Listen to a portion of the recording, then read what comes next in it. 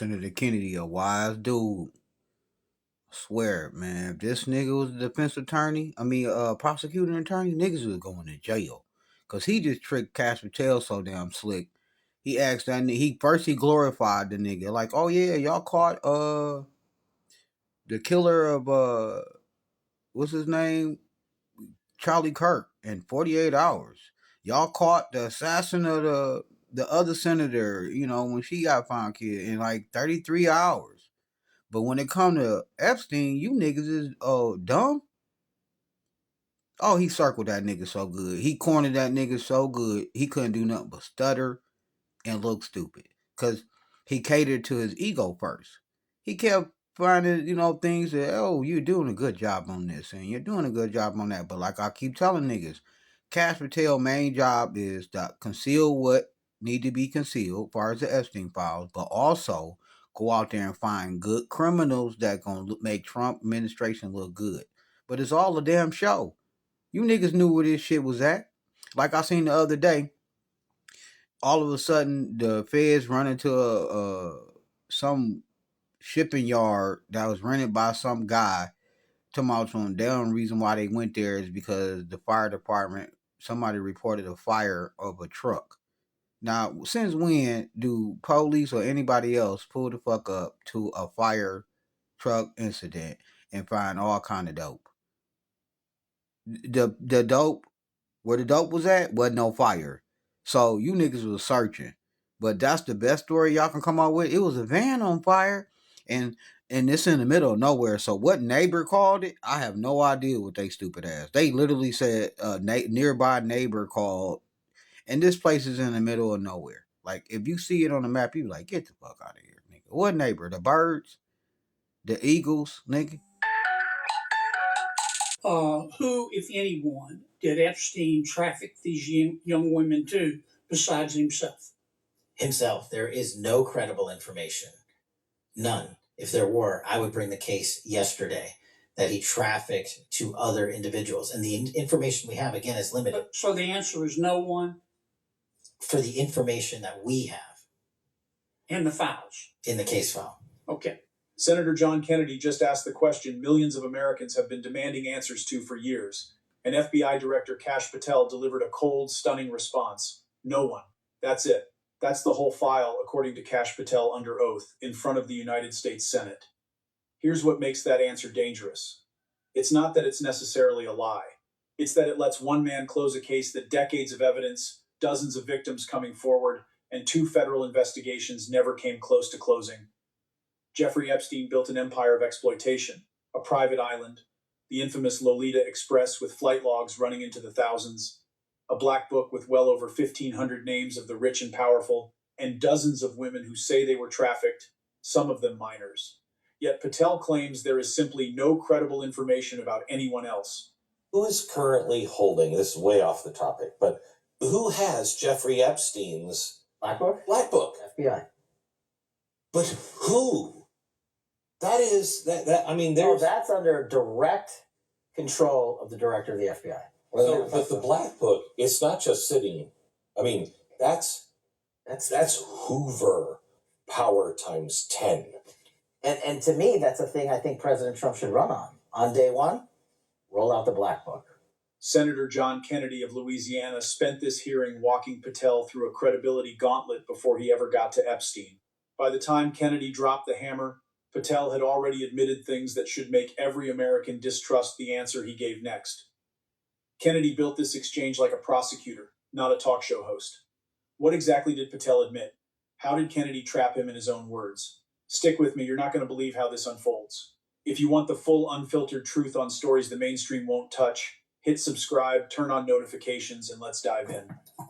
Mr. Director, you and the FBI, working with state and local law enforcement officials in Utah, have caught the assassin of Mr. Charlie Kirk. Is that right? We have a suspect, yes, sir. And you did that within 48 hours, did you not? Just 33 hours, the FBI under Kash Patel tracked down the assassin of Charlie Kirk. they solved another high-profile political assassination in Minnesota in 48 hours. Congratulations. Good work. The system can move with ruthless efficiency when it wants to. But when the subject turns to Jeffrey Epstein, the man who operated a sprawling sex trafficking ring for decades, suddenly everything slows to a crawl. The same agency that cracks major cases in days claims it has almost nothing on the powerful men who allegedly benefited from Epstein's nightmare Give operation. it to us. Do you really think I wouldn't give that to you if it existed? I'm working my ass off along with the leadership at the Bureau and DOJ to get you what we're allowed to give you. And we're going to give you every single thing we have and can. This contrast is impossible to ignore, and it should trouble every American. Patel sits there, director of the FBI, with full access to every file, and yet when pressed on the biggest scandal involving the elite in modern history, the answer remains limited information. It's almost as if the agency can summon lightning speed for certain targets, but turns into a bureaucratic fortress when the trail leads toward real power and influence. Kennedy wasn't just asking random questions, he was setting the stage, showing the public exactly how capable the FBI can be when it chooses to be. So why does that same capability seem to vanish the moment Epstein's network of enablers comes into focus? Patel's own admissions about past politicization make this even more damning. If the FBI was weaponized before, is it still protecting certain people now? But first, Kennedy wanted the committee to understand exactly what kind of institution Patel says he inherited. I asked you this last time you were here. Cash, you remember Mr. Peter Strzok and Ms. Lisa Page? Yes, sir. Mr. Strzok was an FBI agent. Ms. Page was an FBI lawyer. They were both very aggressive anti-Trump political activists who allowed their political opinions to affect their work at the FBI. Is that a fair statement? I believe their text messages and the testimony that was secured by the OIG and DOJ speak themselves. In fact, Mr. Strzok and Ms. Page were having an extramarital affair, and at one point, Ms. Page texted Mr. Strzok, quote, "Trump's not ever going to be president, right? Right?" And Mr. Strzok replied, "No, he won't. We will stop it," end quote.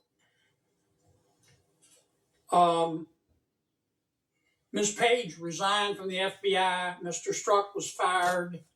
They promptly sued the federal government and the FBI and Justice Department for releasing their emails, which revealed all of this.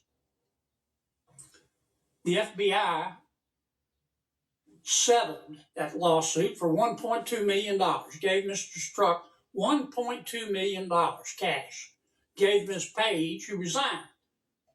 She wasn't fired, she resigned, she quit. Gave her $800,000. Who, if the FBI made that decision to give them money? That settlement was reached in the Biden administration when my predecessor was a director. Who? Are The, you saying that Chris Wray did? the only people that can decide that settlement are the Attorney General in conjunction with the director and the administration. Okay, so you're telling me that Attorney General Garland and Director Wray decided to give them the money. Is Yes, that sir. right? Yes, sir. Okay. Now, when you took over the FBI, did you find instances of where under the Biden administration the FBI had weaponized the agency to push the political beliefs of President Biden? Sorry, the last part. When you took over the FBI, did you find instances of where the Biden administration had politicized the FBI to prosecute its political agenda? Well, I won't speak for other people. Having been a target of that weaponization, having been a staffer on the House Intelligence Committee, having had the Justice Department weaponized against me for making the findings and leading the investigation of Russiagate, I know what that feels like. And that's why, as the FBI director, I'm committed to not ever have that ever happen again. But I'm also committed to fully investigating what was done, and that matter is still ongoing. So I assume, I take it your answer is yes. Yes, sir. And you're firing those people, is that right? Anyone that politicizes their job at the FBI will not work at the FBI. Okay. You've heard some of my colleagues either implicitly or otherwise suggest that you have politicized the FBI to prosecute the political beliefs of President Trump. Is that true? I don't know how that can be true when the stats that I cited, to include the 23,000 arrests, 6,000 weapons seized, 1,600 gang and criminal enterprise organizations, 4,700 children found and rescued, more enough fentanyl seized to kill a third of America. The men and women of the FBI are now on an apolitical mission, and this is why the numbers are historic. Have you fired people because they voted for Vice President Harris? I don't ask people who they vote for, and neither does the FBI. Okay. But you've given people polygraphs, have you not? Many people in the FBI take polys. The FBI does that all the time. Yes, sir. Is it not? Yes, For sir. a long time, is that correct? Decades. Patel just confirmed on the record that the multi-million-dollar settlement for Peter Strzok and Lisa Page, those infamous anti-Trump FBI lovers who swore they would stop Trump from ever becoming president, was personally approved by Attorney General Merrick Garland and Director Christopher Wray during the Biden administration.